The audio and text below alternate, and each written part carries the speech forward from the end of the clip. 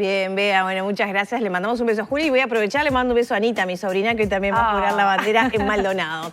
Bueno, nos metemos en temas de actualidad, porque ustedes saben, la semana pasada se conoció que un estudio sobre la alimentación de adolescentes de los barrios de Bella Italia y Punta de Rieles, realizado por la Universidad de la República, muestra que las familias de la zona no llegan con ingresos suficientes a garantizar los alimentos para todos sus integrantes, y esto tiene consecuencias sobre todo en los más jóvenes.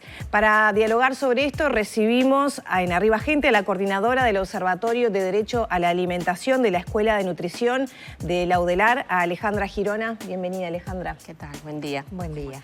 Bueno, ¿cómo surge este estudio? Recuerdo que ahí, ya al final de la pandemia, había sido noticia el desmayo de algunos adolescentes en centros educativos y que, según informaban los docentes, estaba vinculado a falta de alimentos, ¿no? Esto motivó a que ustedes hicieran un estudio. ¿Cómo lo hicieron? Bien, nosotros recibimos un llamado del Programa Integral Metropolitano, que es un programa base de extensión universitaria que trabaja en la zona de Bella Italia, Punta Rieles, todo Camino Maldonado. Y así ellos están en contacto permanente con docentes que les transmitían la preocupación por el tema de la alimentación en la adolescencia. Entonces, en ese momento, el Programa Integral Metropolitano llama a servicios universitarios, Facultad de Ciencias Sociales, Nutrición, etcétera, para poder planificar y ejecutar un estudio que diera cuenta de si esto era verdad, ¿no? Porque en ese momento estaba la discusión sobre, bueno, ¿hay hambre, no hay hambre? No, las autoridades que decían una cosa, los docentes que decían otra. Bueno, entonces lo que nosotros decidimos es poder acercarnos a los hogares de estas zonas en donde viven adolescentes y poder estudiar qué es lo que estaba pasando. Entonces, lo que hicimos fue no acercarnos a través de los centros educativos, como habitualmente uno puede pensar que es más fácil llegar a los adolescentes, sino que esto tuvo, a través de Facultad de Economía, del Instituto de Estadística, una rigurosidad de poder seleccionar manzanas de acuerdo al número de adolescentes que viven en esta zona y poder allí entonces indagar. Y este estudio tuvo la particularidad de que tiene una parte cuantitativa, que es la que muestra datos sobre la inseguridad alimentaria, sobre la alimentación, pero también una parte cualitativa en donde compañeros hicieron entrevistas en profundidad, encuentros, para explorar realmente cuáles son las estrategias que las familias utilizan para alimentarse diariamente. En la primera parte, la parte cuantitativa, ¿con qué números nos encontramos en cuanto a inseguridad alimentaria, a falta de alimentación o mala alimentación de las familias, sobre todo de los adolescentes, que es el foco de este estudio? Bien, ahí otro de los temas que hicimos fue medir la inseguridad alimentaria, es decir, bueno, realmente esto que siempre hemos dicho, ¿no? De cuál es el grado, la experiencia en torno al acceso a los alimentos, porque eso es lo que mide la inseguridad alimentaria. Bueno, allí lo que obtuvimos es que de estas familias que además tienen, si me permitís decirte, las características de estos hogares son hogares numerosos con 5 o más integrantes, eso no es menor, con un nivel socioeconómico en el 70% de estos hogares de nivel socioeconómico bajo. Por lo tanto, estamos hablando de adolescentes que nacen, crecen, se desarrollan en hogares con las características que tiene la pobreza. Entonces, allí la inseguridad alimentaria dio 39.7, entre moderada y grave, ¿sí?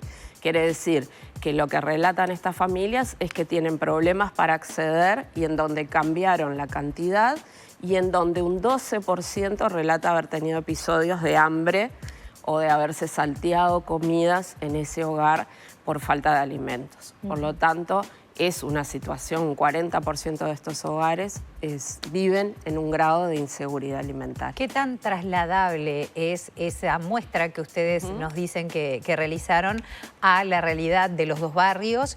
Y a la vez aprovecho para preguntar si, más allá de que se hizo en los hogares, si la ANEP tuvo alguna participación, si Secundaria aportó algún dato, si estuvo al tanto de la realización. Bien, la muestra es representativa, por lo tanto realmente es una muestra rigurosa que da cuenta de la realidad de estos dos barrios y de estas familias o hogares que tienen adolescentes.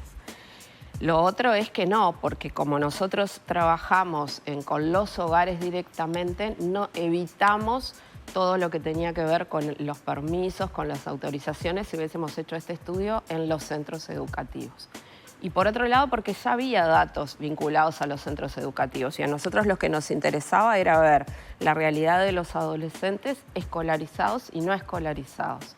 Entonces, por eso es que decidimos trabajar en los hogares.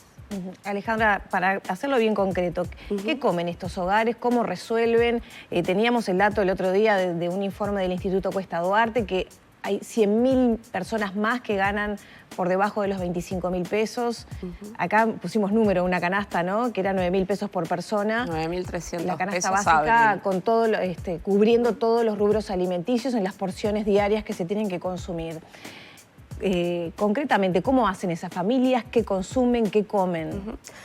La mayoría de estos hogares están vinculados a alguna transferencia del Estado o a la ayuda de ollas populares, de iglesias, de espacios, organizaciones no gubernamentales que le acercan alimentos. Pero también se movilizan un montón de otras estrategias para sobrevivir que tienen que ver con la autoproducción en algunos casos, con obviamente conseguir los alimentos de lo que para nosotros es basura, para otros es alimento, y eso está presente.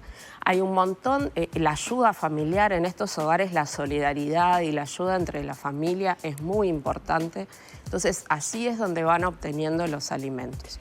Con la característica que en general los adolescentes son tratados como adultos, por lo tanto, si tengo alimentos en casa, ¿cómo los voy a distribuir intrafamiliarmente? Siempre van a priorizar a los más chiquitos y por lo tanto el adolescente deja de comer para que los hermanos más chicos puedan consumir alimentos. Y las características de la alimentación que dio este estudio muestran que obviamente basan la alimentación con lo que pueden comprar, que es harina, arroz, fideos, harina de maíz, ¿sí? En realidad esos son los productos que circulan y por lo tanto el 82% no consumió frutas y verduras, ¿tá? Lo cual lo que hace es mostrar, por un lado, una alimentación que se basa en hidratos de carbono complejos, en lo que les decía, cereales, ¿no? Harinas, con nada inexistente consumo de frutas y verduras, excepto la verdura que se utiliza para condimentar o la cebolla, el morrón, ¿sí? Y luego en el medio un grupo de adolescentes que tampoco tienen acceso a un consumo diario de carnes o de proteínas tan importante para esta etapa de crecimiento y desarrollo. Eso justamente da lugar a un fenómeno que a veces puede no entenderse, pero sí cuando uno lee el informe, que es el sobrepeso por desnutrición. ¿Eso lo explica? Esto lo explica en parte. Una de las características también de la alimentación es que la mitad de los adolescentes consumen en forma diaria productos ultraprocesados, ¿no? Que estos ya sabemos y hemos hablado de las características que tienen, de lo que llenan y por otro lado de lo que desalimentan. Entonces, cuando uno muchísimos años atrás pensaba en hogares con pobreza e inseguridad alimentaria, en donde la desnutrición estaba presente, obviamente, porque la cantidad de alimentos que uno podía acceder era menor. Entonces, la desnutrición era la característica. Hoy lo que vemos es que ese fenómeno se corre y ya no solo podemos hablar de desnutrición, sino también de sobrepeso y obesidad en esto. Entonces hay un círculo, pobreza, inseguridad alimentaria, sobrepeso y obesidad, que realmente es un círculo muy preocupante porque vivir con estas patologías, que además están asociadas a un montón de otras enfermedades, en familias en donde lo económico está sumamente disminuido, es un problema.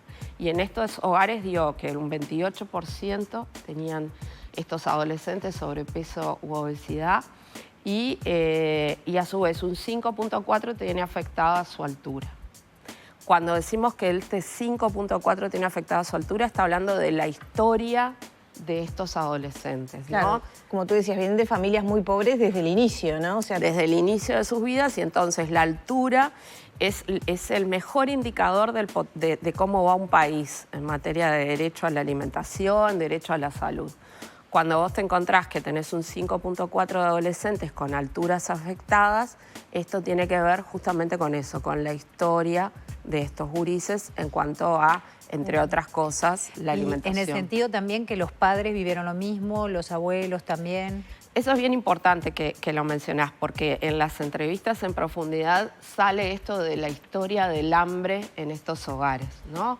Esto de, bueno, los padres vivieron así, esto ahora lo estamos viviendo nosotros, esto de las dificultades para poder planificar, elegir, sí, diversificar la alimentación.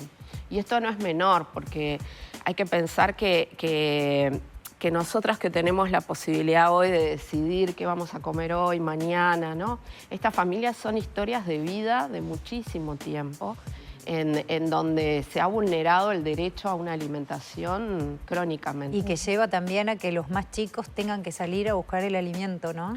Exactamente, lo que también las entrevistas muestran es que los adolescentes también ayudan a las familias a conseguir estos alimentos, entonces muchas veces, obviamente, que entre elegir seguir manteniendo ese hogar o seguir estudiando, ¿no? Salen a trabajar, salen a buscar alimento, porque bueno, porque es lo que les queda. ¿Qué afectación tiene cognitivamente en un adolescente no estar bien alimentado? Porque estamos hablando de una etapa fundamental de la vida, pero puede ser que en esas dicotomías que tenemos a veces, como que pensamos solamente en los más pequeños, que es muy importante, y una cosa no quita la otra, ¿no? Pero ¿qué le pasa a un adolescente que no cumple con los requerimientos nutricionales? Una es la talla, que vos lo mencionabas, sí, pero cognitivamente, por ejemplo. Hay 3 etapas de la vida en el ser humano que es sumamente importante observar el crecimiento y el desarrollo. Crecimiento y desarrollo van juntos, ¿sí? Y obviamente los primeros 1000 días de vida, mucho se ha hablado sobre la importancia. Pero luego la adolescencia es una etapa sumamente importante. Allí las necesidades nutricionales aumentan, se duplican, ¿sí? Para muchos nutrientes. Y justamente para nutrientes críticos, ¿sí? O esenciales que tienen que ver con el crecimiento y el desarrollo. Entonces, este estudio no analizó performance educativa, por ejemplo. Pero sí sabemos que en hogares en donde hay desnutrición, ¿sí? Y aún así sobrepeso y obesidad, porque tener sobrepeso y obesidad no es porque estén bien alimentados, sino que también hay deficiencias de nutrientes críticos. Obviamente que esto está vinculado al desarrollo cerebral, porque el cerebro sigue creciendo y desarrollándose aún en la adolescencia. Cuando pensamos que todo está perdido, no es así. En la adolescencia hay que trabajar mucho. Entonces, hay nutrientes que se ubican, por ejemplo, hierro, zinc, determinados nutrientes que están en alimentos caros, ¿sí? Pongámosles carnes, leguminosas, que entonces lo que hace es que se afecte. Cuando esto que hablamos del ciclo de la inseguridad alimentaria tiene que ver con lo que pasa en el cuerpo, pero también lo que pasa a nivel cerebral.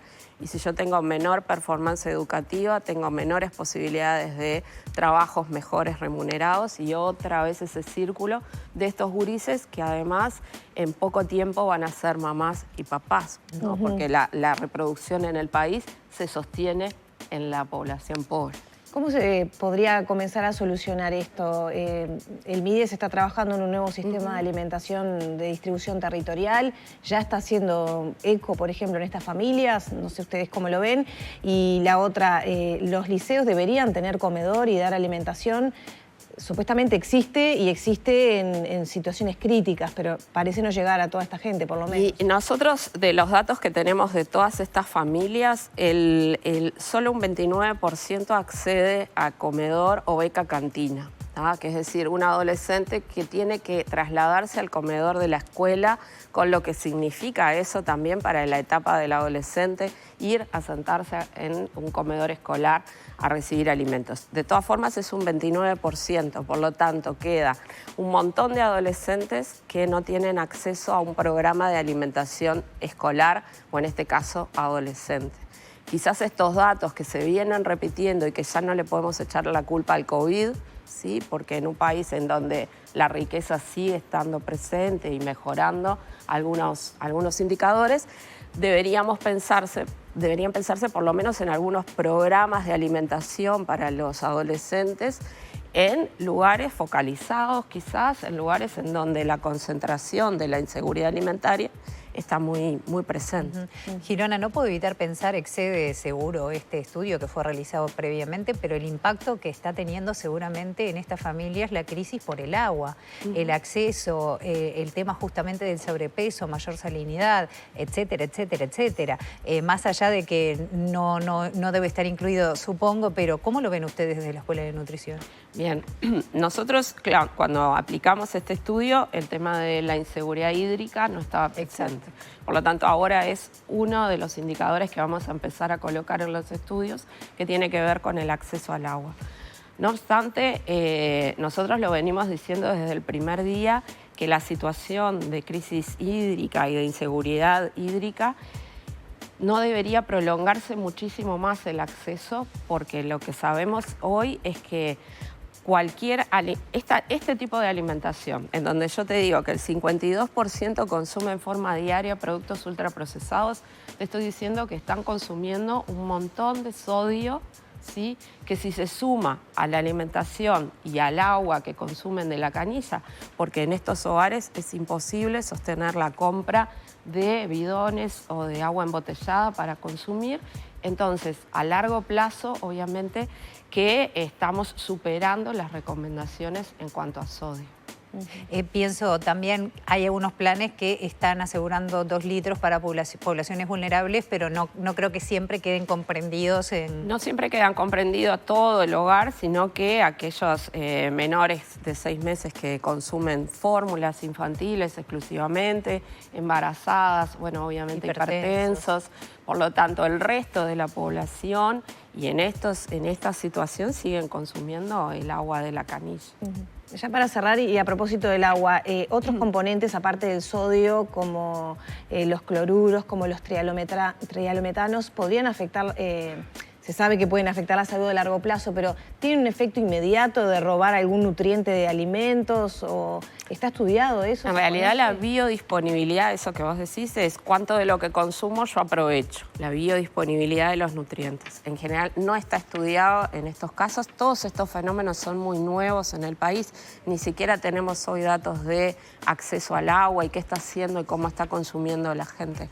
Por lo tanto, es algo a seguir estudiando desde la universidad cuáles van a ser los efectos si esto se prolonga en la salud. Alejandra, muchas gracias. No, gracias a ustedes. Muchas gracias. Cerramos por aquí la entrevista con Alejandra Girona, coordinadora del Observatorio de Alimentación de la Escuela de Nutrición de la Universidad de la República. Ya son las 9 de la mañana, 21 minutos.